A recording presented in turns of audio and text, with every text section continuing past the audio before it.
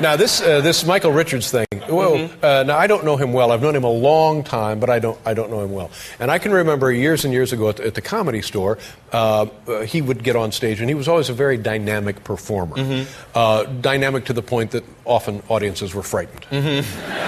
But still, we all got a kick out of it because it was in good fun, and he was and is a very funny guy. And then we see this thing today where he goes nuts in some kind of club and is screaming at people. Have you talked to him? Do you know anything about this? I did talk to him. I talked to him today, and I was extremely upset about it, and he is extremely upset about it. And I asked him if he would come on the show tonight so that he could explain what happened, because it was just one of those awful things, and I think he's a little mystified about what happened, but I think most importantly he wanted to... We have him live via satellite from Los Angeles. All right, this should be Michael Richards. Michael, are you there? Yeah, I'm right here. Hi, Michael. Welcome to the show.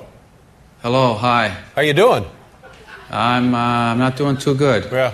Why don't you explain exactly what happened for the folks who may not know? I lost my temper on stage. I was at a comedy club trying to do my act, and I got heckled, and I took it badly and went into a rage, and said some pretty nasty things to some Afro-Americans, a lot of trash talk, and... Stop laughing. It's not funny. And what were you were actually being heckled, or were they just talking and disturbing the act? That was going on too.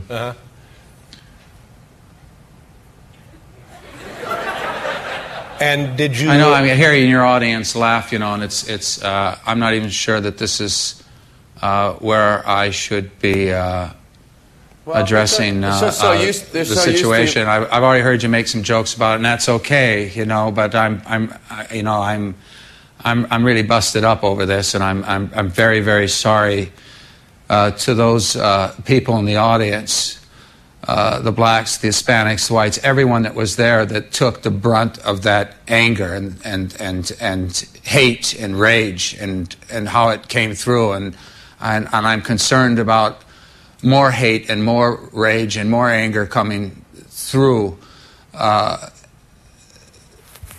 just towards me, but towards a black-white conflict.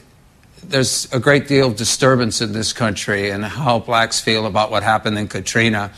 And many of the comics, many performers are in Las Vegas and New Orleans trying to raise money for what happened there.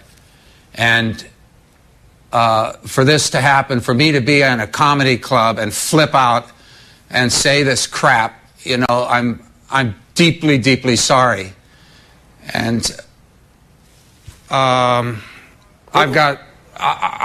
get to the force field of this hostility, why it's there, why the rage is in any of us, why the trash takes place, whether or not it's between me and a couple of hecklers in the audience, or between this country and another nation. But Michael, let me interrupt here for a second and ask a question about had the people doing the heckling, or the people who were not paying attention, had they been white or Caucasian or any other race, what would have been the nature of your response then?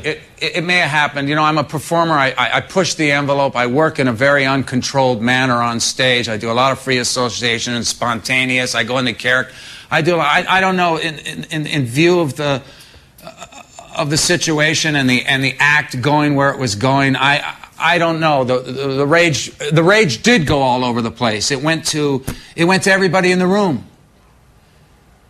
But you can't, I know blacks could feel, I'm not a racist. That's what's so insane about this. And yet it's said, it comes through, it fires out of me, and even now in the passion and that's here as I confront myself. Did you think that somehow by being outrageous and completely inappropriate that it might somehow make the situation diffuse it a bit or make it Yeah, seem lighter than it was? I tried to do that. You don't have the whole thing there with what they're showing everyone. I tried to jujitsu that, try to move.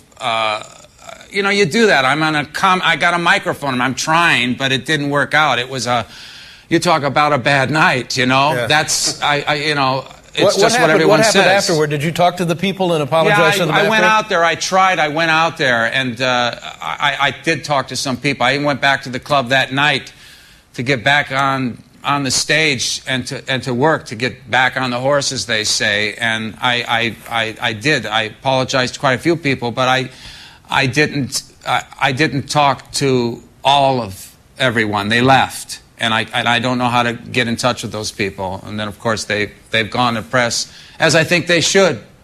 The fact that there's that kind of solidarity and confronting those kinds of remarks, I think it's important for the Afro-American community to make sure this kind of crap doesn't come about. I'm sorry that it happened. And having apologized, is there much more you can do, much more you would like to do? I just have to do personal work. I'm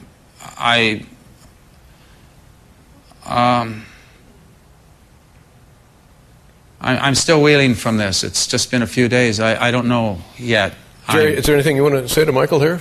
I know Michael many years, and I know how he works on stage, and none of that justifies what happened. But I've been talking to him today, and he's someone that I love, and I know how shattered he is about this, and he deserves a chance. That's why I wanted him to come on. He deserves a chance to apologize, and that's all he wanted. And thank you for letting him. Oh, my pleasure. Thank you very much, Michael. I appreciate it. I know it's difficult, and I certainly hope you don't have regrets about being on this show this evening. Thank you. All right, take care. How about that? Whoa.